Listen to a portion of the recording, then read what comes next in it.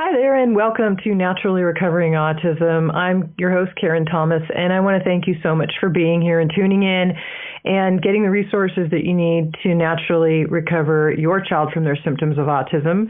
And recovery being the definition is to regain health, and that's what it's about, because your child can sleep better, they can focus better in a classroom and improve their grades. Children who have been nonverbal are speaking, and things like this are happening when you heal the biology. And that's what's really important to know, is that recovery is about regaining health. And that health allows some of those uncomfortable symptoms of autism to be reduced, and for some, like my son, go away altogether. And I was told once to drug my son and try behavioral therapies, and that would be all we could do for him, just managing symptoms. But my holistic background showed me that the brain could heal, and I wanted to figure out what the causes were. And thankfully, I dug deep, and now 14 years later, again, my son is fully recovered, and I really want to help you to reach your child's optimum level of recovery. Right now, only twice a year, I offer my free Autism Recovery Masterclass, and it's going on now for just a few more days. And you can grab these short videos that I've put up for you to help educate you on what the natural recovery process is and what you can do for your child and how I can help you with that as well. And that is at naturallyrecoveringautism.com/masterclass. And please share it with anybody you know who might be interested as well. It's open for anybody. And again, it's only on for a few more days. Once you register, you'll have those videos available for 24/7. But again, it will be going down in just a few more days. So make sure you don't delay in watching it. Today we are going to be talking about a very interesting subject that's very, very helpful for autism, and that is genetic testing in autism and other neurodevelopmental disorders. And we're very fortunate to have Dr. Richard G. Boles with us again today. He's been on the show in the past. If you missed that one, I'll link to it in today's show notes. But we talked about mitochondrial disorders in the past, and Dr. Boles is an expert in autism. I'll give you a little bit of his background just so you can know a little bit more about him. Dr. Richard Boles is a medical geneticist and a pediatrician who specializes in mitochondrial medicine, functional disease, including cyclic vomiting syndrome, other atypical forms of migraine, and chronic fatigue syndrome, and autism spectrum disorders. His expertise stems from decades of both clinical work and research at a major academic center, as well as from his most recent experience in cutting-edge biotechnology and genomics. He uses an innovative and integrative approach in both diagnosis and treatment to best serve his patients, and he treats children and young adults up to age 25 with a variety of conditions. But his main focuses are mitochondrial disease and dysfunction, autism spectrum disorders, complicated migraine and cyclic vomiting syndrome, and chronic fatigue and chronic pain. Dr. Boles has a private practice in Pasadena, California, and his website is molecularmitomd.com. I will be linking to everything we discussed today on the show notes page that I have created for you. It will be at naturallyrecoveringautism.com/54. Just the numbers 54. So that's where you'll find everything today for today's notes. In case you're driving your car or you're out on your morning walk listening to this. So welcome, Dr. Boles, and thank you again for being here with us. Oh, thank you very much for having me again. And so let's dive right in. You're an expert in this field, and it's something that a lot of parents really need to know more about. And I know that genetic testing has improved dramatically over the years in terms of really what it can offer families, and at a much better price than it used to be at. And, what are some of the things that families should know when they consider genetic testing? Well, genetic testing has changed incredibly dramatically over the last 10 years. Even over the last 2 years, there's been dramatic changes in the field. It's completely changed the way that I practice medicine. Beforehand, genetic testing was not that powerful, and it was very expensive, hard to get, and we used to make diagnoses, and then we'd try to confirm it by genetic test if at all possible. Now everything's changed, so now I do the genetic testing first. at the same time that I see the patient to really understand the disease process and what's bothering the patient and the family, and to connect that to the genes from the very beginning to make diagnoses. So it really has turned everything upside down in terms of my practice and other practices as well. And I know there's some, sometimes seen as problems that genetic testing is being used to solve, like better understanding things as far as autism. So what might be a reason that somebody would say they want to do genetic testing initially? And at what ages do you usually suggest it? At any age? Well, yes, at any age at all. Autism is it's a diagnosis based upon observation, and it's a description, which almost all of our diagnoses are description. Even things like diabetes just means pees a lot, really, literally. Asthma, you wheeze. Depression, you're depressed.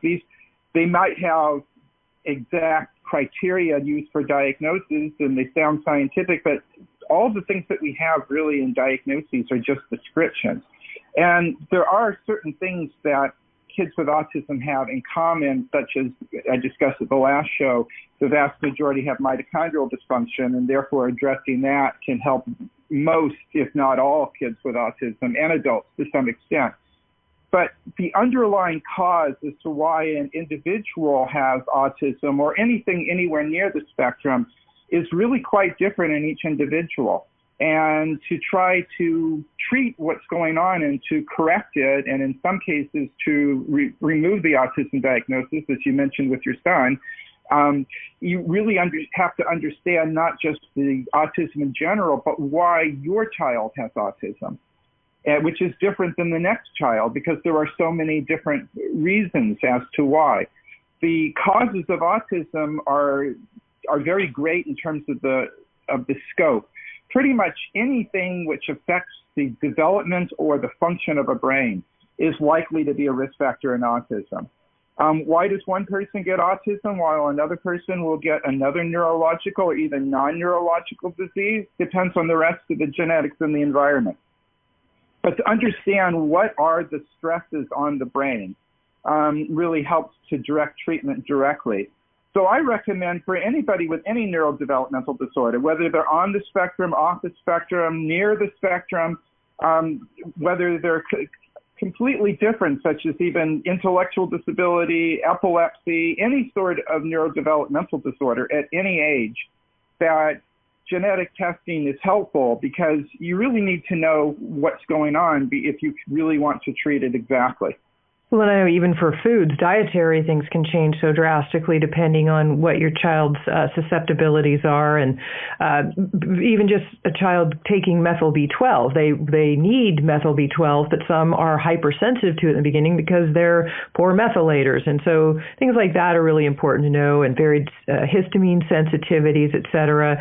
So yeah, it can be really helpful to know how to feed your child and things that they're sensitive to, and so that you can work to strengthen their system, and then maybe those susceptibilities can actually strengthen a little bit.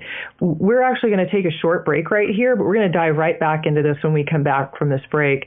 You're listening to Naturally Recovering Autism. I'm your host, Karen Thomas. Stay with us. We will be right back. Have you ever wondered why some children recover from their symptoms of autism while others never seem to get any better? After 13 years of research, Karen Thomas has recovered her own son from his symptoms of autism naturally. She now shares how she did it with you in her free webinar so that you can have the right resources and knowledge to help your child. The definition of recovery is to regain health.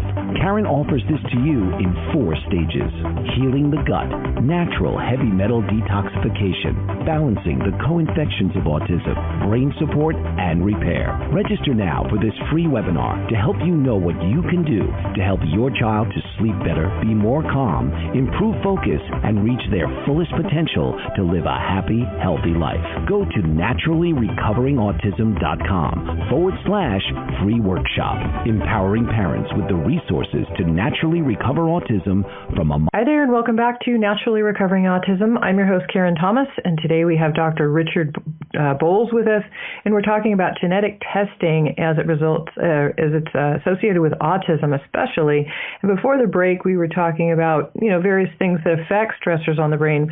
Because Dr. Boles, I know that that basically genes are they're a blueprint that we're born with. And some kids, two kids can have very similar genetics or even the same, but something has to trigger a gene as well. And so by doing these genetic testings, can you give us an example of, what that information might tell a parent and what they could do with that information? Well, first of all, you're very correct in that even identical twins, one can have autism and one not. That does happen from time to time. And so there's more than just genetics. Don't think of genetics as the fates in ancient Greece that cut the string when your time is gone and there's nothing you can do about it. Think of genetics as the hand that you're dealt with in a poker game. Is knowing your hand allows you to play your hand to the best of its potential. But whoever's going to win the hand is not just based on the cards that you're drawn, but how you play it. So genetics just doesn't give you, what's going to happen. There's nothing you can do about it. It gives you power and knowledge as to how best to deal with the situation, how to play your hand, in other words. I can give you a lot of examples of patients that have gotten better. I've seen kids that were unable to go anywhere. The parents could never take the child anywhere. Like going out to dinner would be completely out of the question. They couldn't even get a babysitter. One of the parents had to be home with the child at all times. Once we found the diagnosis, there's one kid I'm thinking of in particular, Carter. We found the diagnosis in him, put him on a medication. Sometimes the treatments are pharmaceutical, sometimes they're natural, sometimes there's something else. And on that, he was dramatically better to the point that he no longer was fighting with his siblings. He was much more alert. He was able to go to dinner and actually sit down at the table and eat and not cause trouble. Because there's a nationwide shortage of the medication, a few times he cycled off of it, and each time he reverted back to his previous situation. So there are situations in which finding the cause, can make a tremendous difference. Sometimes it's not as dramatic as that.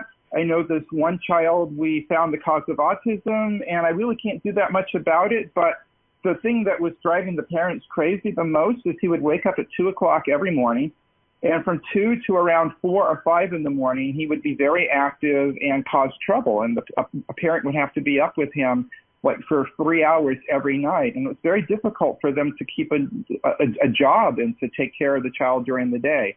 I found a mutation in a gene which makes melatonin.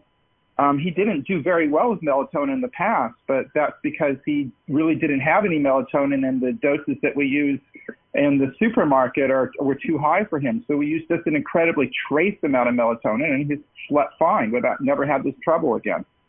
So it really does make a difference. Sometimes you can make a difference in the autism. Sometimes you can make a difference in other issues. A lot of these kids will have fatigue or pain or GI problems. Sometimes finding the molecular diagnosis, the genetic diagnosis, doesn't change the autism dramatically, but the pain goes away or the fatigue improves or the GI problems improve greatly. And so the behavior can change because the child is much more comfortable now.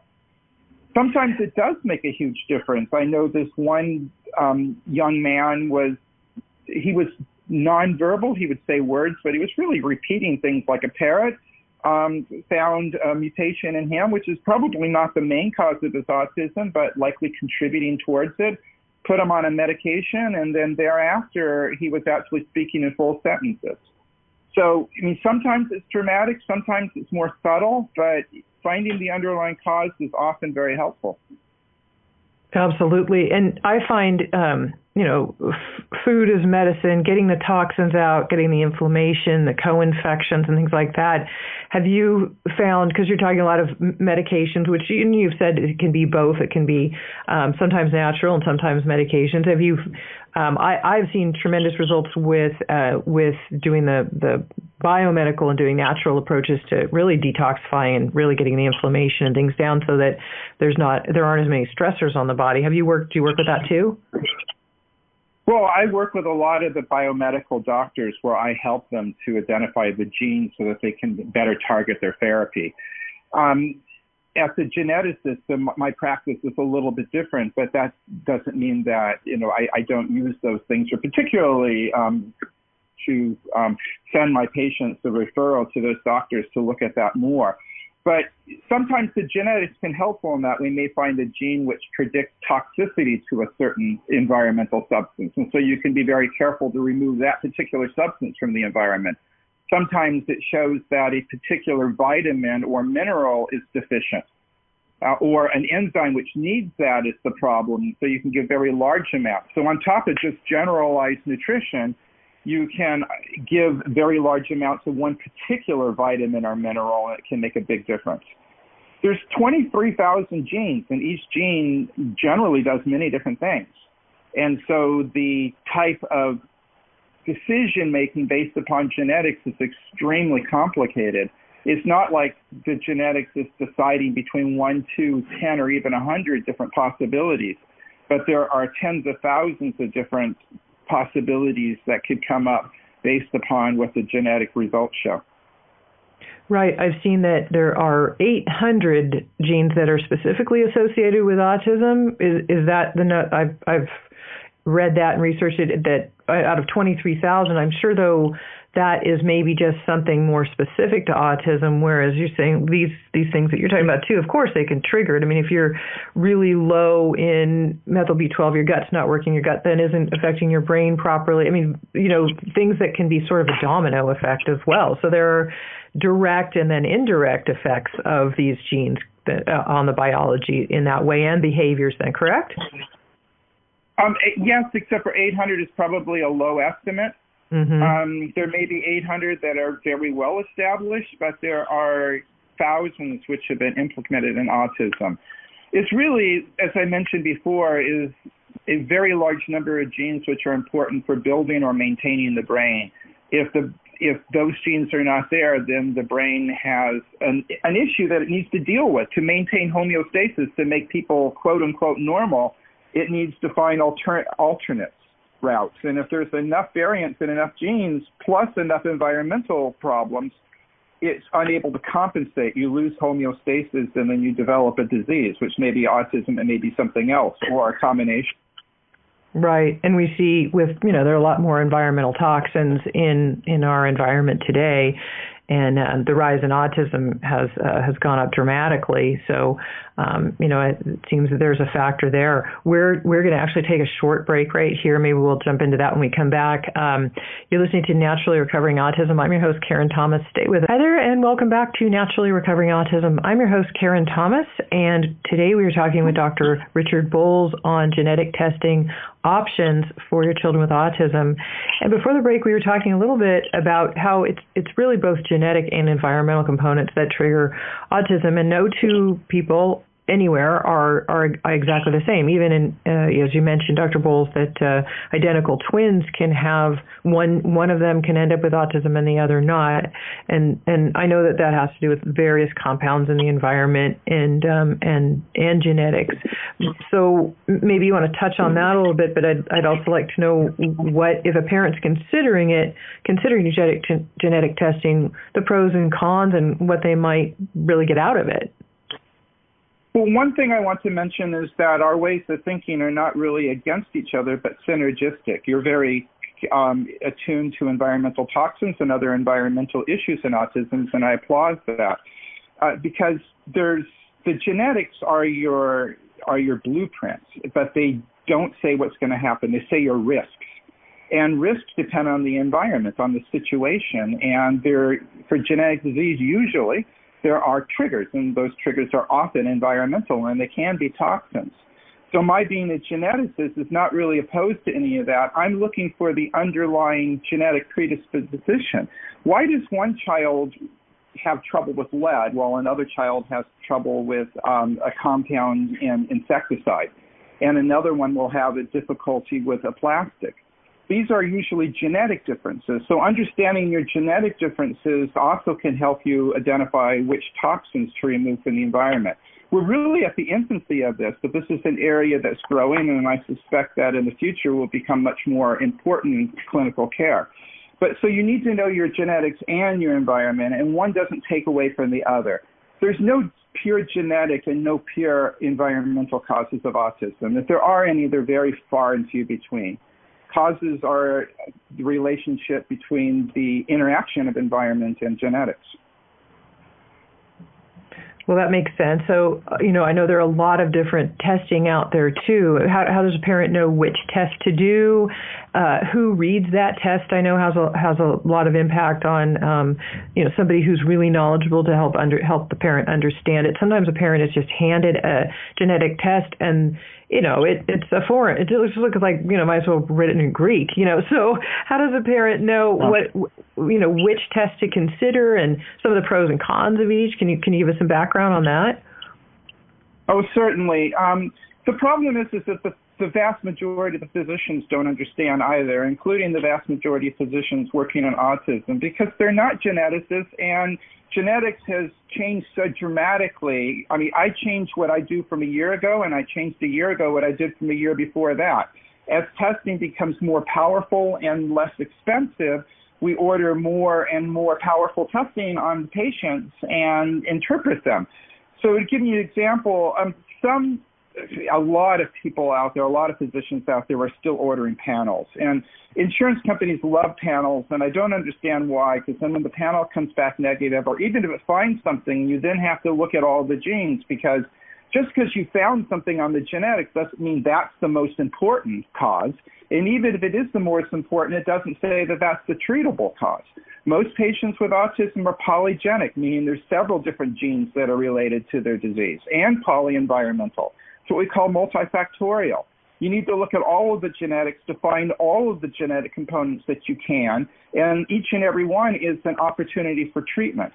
So I really am happy when I see many different variants on a patient and many different genes, because each variant is another opportunity to possibly intervene with what's going on. So some of the academic centers are now offering whole exome sequencing. That seems to be the go-to test now for the major academic centers. And whole exome testing with WES is to sequence all 23,000 or so genes. And that's an extremely powerful method. And a year ago, I was doing that. But now I almost always do whole genome testing. Only about 2% of the DNA codes for protein. And the other 98% is not just junk. Some of it may be, but most of it does something. And we sequence that as well. It gives you a lot more power.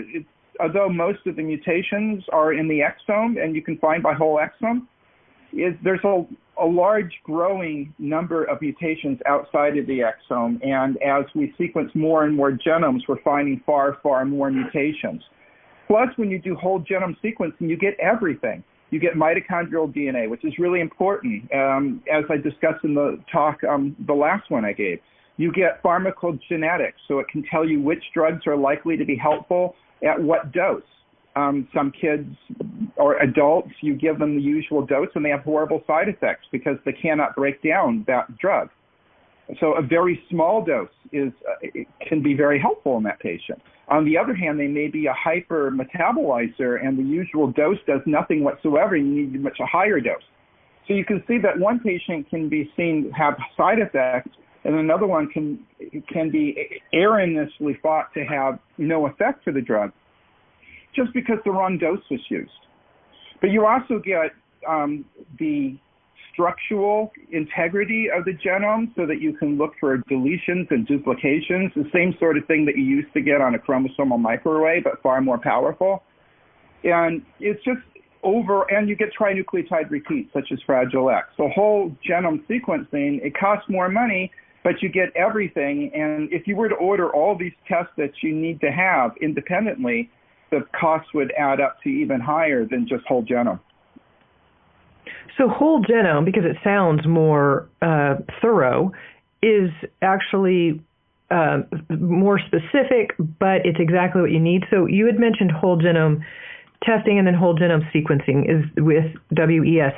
Are those the same thing? Yeah, there's a lot of synonyms on there. I usually just say genome as well. Okay, so or WGS. And as you mentioned, doctors might be using these panels but you're saying that a parent should ask for whole genome sequencing testing. Is that how they would word it? Well, whole genome is the gold standard now, in my opinion, but most places don't order that. And it's less expensive, again, because it's less expensive to do everything in one test than it is to add up all the individual tests and pay for each one separately. And individually, if you add them all up, you still don't get all the way to whole genome. So you get more for less money. A lot of places won't do that, or that's not what they generally do, but I find that it's really becoming the standard. The other thing is there won't be a geneticist like me that says, oh, that's so last year. We need to increase what you're doing. We're going to take a short break right here. You're listening to Naturally Recovering Autism. Stay with us. We'll be right back, and we'll jump right back into this discussion. Hi there, and welcome back to Naturally Recovering Autism. I'm your host, Karen Thomas, and today we are talking with Dr. Richard Boles about genetic testing with autism. Before the break, we were talking about various genome testing, whole genome and sequencing testing. And Dr. Boles, you're talking about how these are read, and some doctors and places that you might go don't know exactly, how to read them properly, or don't know about the current research. So we definitely want to get into some of the pros and cons a little bit more. But I was wondering, too, if you're testing the child, is there a benefit previously to testing parents, or do you wait and test the parents when you see an issue with either a parent already or a child later on? Maybe a child has autism. Is there a benefit in testing the whole family? Well, we used to do that. We used to test the child and then get the parent's DNA if we needed it. But it turns out it's almost always needed, and it gives incredible power to have the parent's DNA as well. The main reason is to look for what we call de novo mutations, which is just Latin for new. It's about 1/3 of autism, and equal amounts or even more of patients with epilepsy have what's called a de novo mutation. It's a variant in the DNA which is not present in either parent. So it's a new mutational event that occurred in the formation of that child. And when you find it, it's particularly if you find a de novo mutation which is in a gene that makes sense that it could be in autism, and it changes the protein structure, and it's really complicated, but you have to look at all these things that it's never been seen before, and many other things. In other words, it looks like a mutation and it's new. It almost always in a situation like that is the cause of the disease. And while there are likely other modifiers out there that you need to look at, and some of the modifiers might be treatable, now you have a cause of the disease. You have a name and you have a direction. What pathway is it involved with? What kind of treatments can you think of that will be involved in that pathway? So you really need to do that, and you can say, well, why don't you just find the mutation in the child and then see if the parents have it or not? The problem is that the average patient has over 30,000 variants. And over 3,000 of them are rare, less than 1% of the population. And so when I'm looking at a sequence, I look at those 3,000 variants. And I will find a lot of variants that may or may not reflect what the child has. And there are many genes that we don't really understand. So while there's many times I do look at it and say, this looks like it is, and then we test the parents, neither of them have it, and we have a diagnosis. There are many other cases in which I'll come up with 30, 50 different candidates that may or may not be related to disease. And then we sequence the parents, and one of them the parents don't have. And I never would have figured that out without sequencing them. So sequencing the parents is extremely important. There are other reasons to do that as well, particularly if there's a family history of disease. A lot of people have Asperger's or ADHD on the mother's or on the father's side of the family. You're looking for sequence variants that are on that side of the family. But it really does make a difference. We call that trio or triome testing. When you sequence the three of them together, it's very powerful, and I highly recommend it. And so what are then, you find out what the parents have, what the child has, and then going from there, just knowing if there are susceptibilities for that child, and then the parents' genomic testing gives you more that you can work with the child. If the parents aren't having any particular symptoms, like neither parent has autism, but their child has autism, would you be able to gather more information by having those parents sequenced, having their genomic background? I think the answers to that complex question are yes, yes, yes, and more complicated. All of that applies, but a lot more. The computer will look for every single variant in the child and to see which variants come from mom and which variants come from dad. And then every variant that doesn't come from either parent will be flagged. And the parent, this is important to know, when you do a trio, you're not really looking at the parent's genetics. You're not going to be able to tell them what to do if they have a heart problem or how to treat their blood clotting issue. What you're looking at is the genes in relationship to the child. So you're looking at everything the child has and to see which parent has it. And if neither parent has it, it's a de novo, and that could be very important. And everything that the child has that is inherited by a parent, well, that could make a difference, because if it's a gene which is associated with autism, migraine, and cardiac conduction defects, for example, and many of them do have those susceptibilities, then, and it comes from dad, then you can ask dad and about his family. Does anybody have any of these problems in the family? And if somebody does, then that can give you a lot of information. So the parent's genetics are looked at, but only in relationship to what the child has.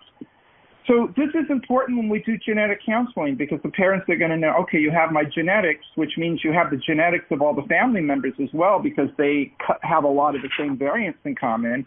What will this mean for family members? So if we find something in the child that is important in the child and it comes from one of the parents, well, obviously that's going to have potential relevance to the parent.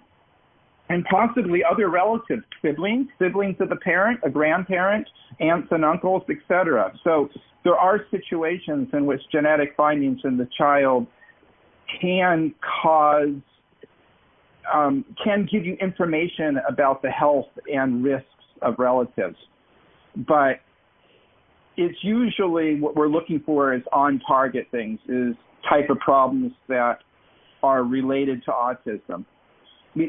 There are also off-target findings. Families can choose whether they want to know off-target findings. If you find a clotting disorder or a predisposition for cancer or something like that, do you want to know about it? Medical ethics says that if we find something that we're sure about, it's not a variant of uncertain significance, but we know what it means, and it's treatable if treated early, that we need to say something about it. We won't just leave that go. But for anything that's more nebulous than that, the treatment's not obvious or that the disease is not clear, we leave it up to the family to decide whether they want that information or not. I can tell you that out of the last 100 families that I have tested, exactly one said they didn't want that information. It's very rare. Wow. Yeah, I would imagine so, because that could be really valuable to know. I can't imagine saying, no, I don't want to know if you have that information, but everybody's got their reasoning. We're going to take a short break right here. You're listening to Naturally Recovering Autism. I'm your host, Karen Thomas. Please stay with us. Hi there, and welcome back to Naturally Recovering Autism. I'm your host, Karen Thomas, and today we're talking about genetic testing for autism with Dr. Richard Boles. And one of the things that we mentioned already today, we talked about how some of these specific whole genome testings can tell you which particular, this software is all with has the knowledge when the testing comes out to say, okay, this person, would benefit from this particular drug or treatment, and how much to give, because dosage, as we know, especially with children with autism, is a very, very important. Often they're given too much or too little. So what are these, give us some knowledge of some of these treatment options and, how these samples are taken. Well, first of all, I want to mention, while knowledge is very important in and of itself, that to know what the cause is, know what the likelihood of another child having the disease, et cetera, by far the lion's share of why I do the testing is for treatment. What treatment, what drug, what dose? First of all, the treatment that's important may not be a drug. It may be creatine or alpha-ketoglutarate, or it may be avoidance of a toxin or a particular diet. Sometimes the exact treatment for a particular genetic abnormality is not a pharmaceutical, and when the treatment is natural, so much the better. Sometimes the treatment is pharmaceutical. You can't get away from that, but which drug to try out of the 1,000 drugs that are out there and hundreds of drugs that sometimes are used in autism, which one to use? Oftentimes the genetics can tell me which drugs to do. I hate to use drug treatment before I have a genetic test. I've gotten really spoiled on that. I'll start with nutritional approaches when I first see them and order the DNA test, but I almost never order drugs anymore until I have the DNA, because it tells me, more often than not, it tells me which direction to go. And then finally, okay, you've chosen the drug, but what dose? Many drugs, you can use a wide variety of doses, and as I mentioned before, you may be giving too much or too little. It reduces side effects. It improves the likelihood that the treatment will work if you have that genetic information about what dose to use. To go on to a sample, you can use blood, and sometimes that's done, but the vast majority of the time we use saliva. The kids spit in the tube. Most kids can spit in the tube, and when given the alternative to a needle, they'll spit. They really will. And if they can't, because they're an infant or they have too much intellectual issues, you can take a swab of their mouth and collect the saliva that way.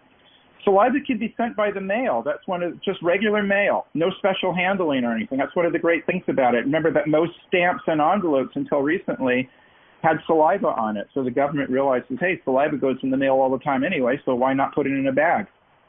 So that's how we usually do it. It's true. It's really hard, too, with our kids. You know, the less trauma that we can ask them to do, blood draws are really traumatic. And saliva, like you said, it's so easy if they're non-compliant or they're an infant or whatever and they can't spit in a tube, that you can just take a swab and do that. So are there any particular samples that you say are better choices and better companies to use? Well, there are certainly companies that I think are better than others. I personally have, because I do a lot of testing, I negotiate low rates from the best companies. So I only take the companies that offer excellent product at an excellent service at a good price. And I negotiate rates. And the market moves so quickly that what would have been the best company a few months ago is not necessarily, and is not the best company today. I mean, I can just say that right now I use Centogene and Variant YX, but because they offer everything that I need. I usually do Centogene for exome. When I do order exome, there are many cases like functional disease in which that's important, but for autism, mostly lately I've been ordering Variant YX, but also Centogene. So it moves so quickly that anything I say now will not necessarily, be effective a few months from now, and then only a year from now. So how do you know when you're with somebody who is knowledgeable on the current test? How do you find somebody who's like that? How do you find those, like you said, that they know the right prices? And also we should talk about, does insurance cover this kind of thing? But knowing who to go to get the testing done from, what labs are the good ones. So if it's Variant YX, is that an actual lab that you're currently using, or is that the actual test for any? It's for the any lab. lab? It's the laboratory. The laboratory orders the test. It sends out the sequencing and interprets the test. Sequencing is actually done throughout the world based on which sequencers have downtime, and it's very complicated, but it's sort of a clearinghouse. That you can think of it as a laboratory. It's really, finding an expert is difficult. You find somebody that they order genetic testing on a routine basis in autism, that they order preferably trio, whole genome, to find somebody that believes in treatment for autism. I mean, things like ABA and other therapies have their place, but that's not what I'm talking about by finding the cause and directly affecting that. And these educational approaches are important, and they should be done with whatever's left after you've treated. But I agree. That was exactly my son's case. For one thing is, I set up the Neurogenomic Center at CNNH. That's the Center for Neurological and Neurodevelopmental Health. It's based in Voorhees, New Jersey, but we do telemedicine throughout the country and, in fact, around the world. And we can help decide, with individual patient, which is the appropriate test, negotiate the best laboratories for a lower price than you otherwise would get it, and help your doctor with the interpretation. You can also go there as well and have them be your physicians. But that is a resource that we're setting up because the vast majority of doctors really have no idea how to order and interpret genetic testing. Oh, that is perfect. And what is that again, that resource? I will link to these in the show notes, but I'll have to add them later because I don't have them ahead of time. So what is that again? It's the Center for Neurological and Neurodevelopmental Health, CNNH. Okay. CNNH.org. Perfect. I will link to that in the show notes. That would be great because then they're used to this. They're experts and they know the appropriate test, and then they can help somebody with their doctor's interpretation. Do they also send back an interpretation long distance? Like if you don't have a doctor near you that you're necessarily working with, you can do this test and then send it to the lab and get those results and maybe work via distance, whether it's Skype or phone. Unfortunately, we need to take a quick break here, and we can answer this when we come back. Why don't we do that? We'll take a quick break here and then, stay with us. We'll be right back, and we'll hop right back into that. Have you ever wondered why some children recover from their symptoms of autism while others never seem to get any better? After 13 years of research, Karen Thomas has recovered her own son from his symptoms of autism naturally. She now shares how she did it with you in her free webinar so that you can have the right resources and knowledge to help your child. The definition of recovery is to regain health. Karen offers this to you in 4 stages: healing the gut, natural heavy metal detoxification, balancing the co-infections of autism, brain support, and repair. Register now for this free webinar to help you know what you can do to help your child to sleep better, be more calm, improve focus, and reach their fullest potential to live a happy, healthy life. Go to naturallyrecoverinautism.com/free workshop, empowering parents with the resources to naturally recover autism from a mom who's done it. Hi there, and welcome back to Naturally Recovering Autism. I'm your host, Karen Thomas, and today we're talking about genetic testing for autism with Dr. Richard Boles. And before the break, before I forget to tell you too, I want to make sure, because we've mentioned some links here, and I will be adding them to the show notes, which will be for you to resource at naturallyrecoveringautism.com/54.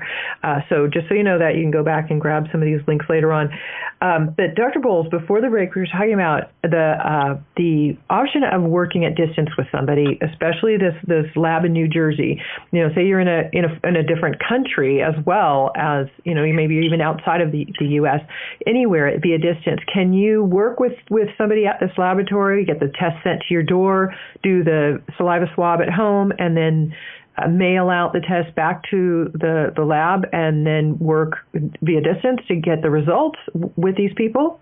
Well, first of all, I can only practice medicine where I'm licensed, and I'm licensed in California, Arizona, New Jersey, Pennsylvania, South Carolina, and Florida.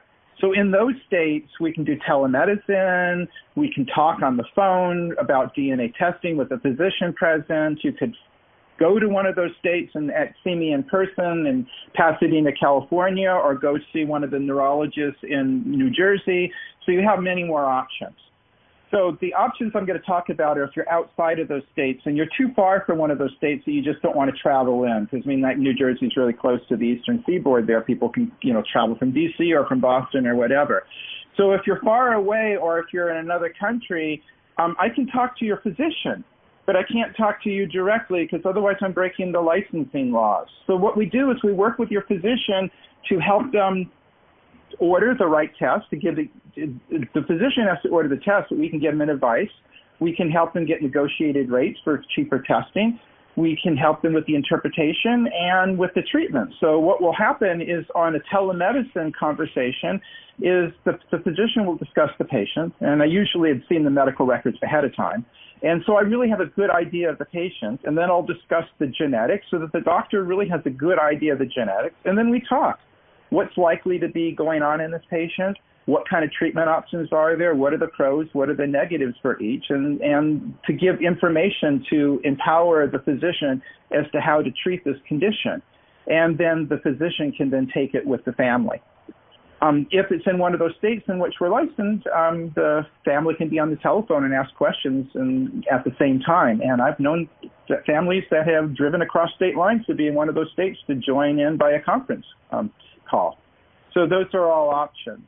The other thing is that pricing has come down a lot. It's from what it was before. It's come down dramatically. You can do whole genome sequencing if it's cash only for like $2,800, and it's double that for Trio, and about $1,000 for interpretation. So under $7,000, you can do it with cash. But insurance companies pay most of the time. Most of the patients are the insurance company pay for that, and then you just have to pay for the interpretation and the physician visit, which may or may not be on insurance.